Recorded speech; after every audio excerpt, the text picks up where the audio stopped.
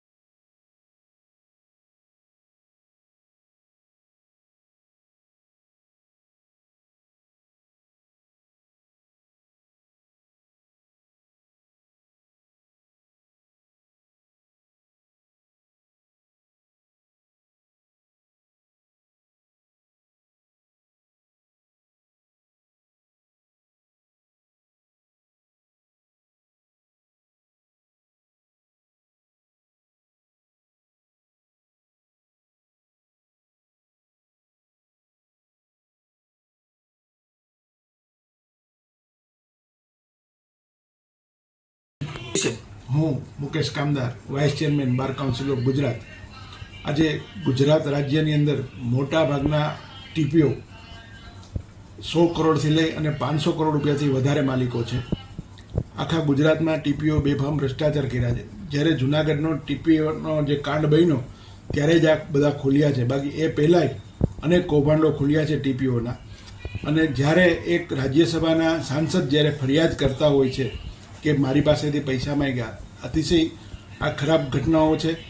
તમામ ટીપીઓ વિરુદ્ધ સીબીઆઈની, એસીબીની અથવા તો વિજિલન્સ ઓફિસની ખરેખર તપાસ કરવાની છે। જૂનાગઢની અંદર પણ ટીપીઓ ગામીતે અમારી પાસે 10 લાખ રૂપિયા માગેલ છે। જે વિશાળ ટાવરમાં 10 માળ પાડવાની એને ટેન્ડર બહાર પાડ્યું હતું અને જે નોટિસો લોકોને આપી હતી એ 4 માળ પાડવાની આપી હતી અને પછી એને જે ટેન્ડર બહાર પાડ્યા એ 10 માળ પાડ્યા હતા। ત્યારબાદ અમારે કમિશનર સાહેબે મીટિંગ થઈ હતી એટલે કમિશનર સાહેબે 5 માળ પાડવાનું કીધું હતું અને જેનું એનો ઠરાવ પણ થયેલો હતો અને પાછળથી એને પછી ફરીથી 10 માળનું ટેન્ડર બહાર પાડ્યું। આ રીતે આ ટીપીઓએ અમે જ્યારે ચેમ્બરથી બહાર નીકળ્યા અને એની ચેમ્બરમાં ગયા ત્યાંથી બહાર નીકળ્યા ત્યારે એને વહીવટ કરવાનું કીધું અને 10 લાખ રૂપિયા માંગ્યા બધા પાસેથી એમ કે તમે કરી દો। એટલે મેં એમ કીધું કે ભાઈ હું વકીલ છું, કોઈ દલાલ નથી અને હું ભ્રષ્ટાચાર ના કરાવી શકું। આ રીતે વાત થયેલ છે અને હવે જૂનાગઢની અંદર નવી જે ટીપી સ્કીમ આવી છે એની અંદર હવે કલર બદલાવાના પણ રૂપિયાઓનો તોડ કરવામાં આવે છે।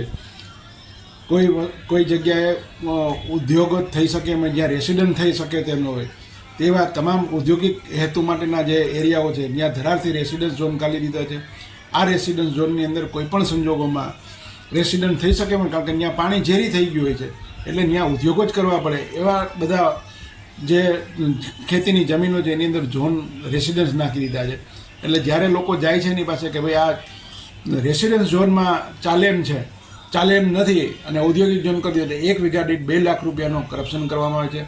ડીમાર્ટની આજુબાજુ પણ 2 કરોડ રૂપિયાના ભ્રષ્ટાચારો કરવામાં આવેલા છે. એના પણ અમારી પાસે ઓડિયો ક્લિપ છે, પણ અમે હાલની ઓડિયો ક્લિપ આપવાના જ્યારે ઉચ્ચ પાયે તપાસ આવશે ત્યારે જરૂર અમે આપશું.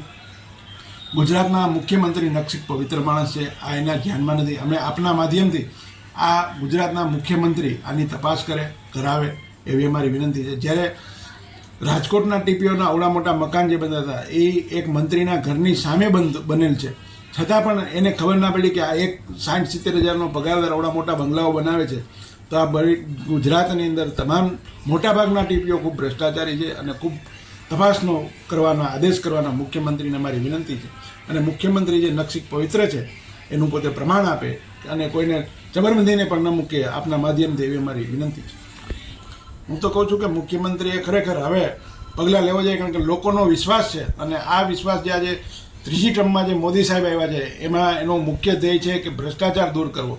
પછી કોઈ પણ વ્યક્તિ હોય, ગમે એવો મોટો વ્યક્તિ હોય, તો હું તો કહું છું કે આ જે મોદી સાહેબની જે નેમ છે એ મુખ્યમંત્રી પૂરી કરે એવી અમારી આશા છે. મેં મારા વિડીયો જે યોગ્ય ધારાસભ્યને આપ્યા છે અને મેં ધારાસભ્યને પણ કીધું છે અને મુખ્યમંત્રીને મેં મારા લેટર પેડ ઉપર લેખિતમાં જે આપી છે.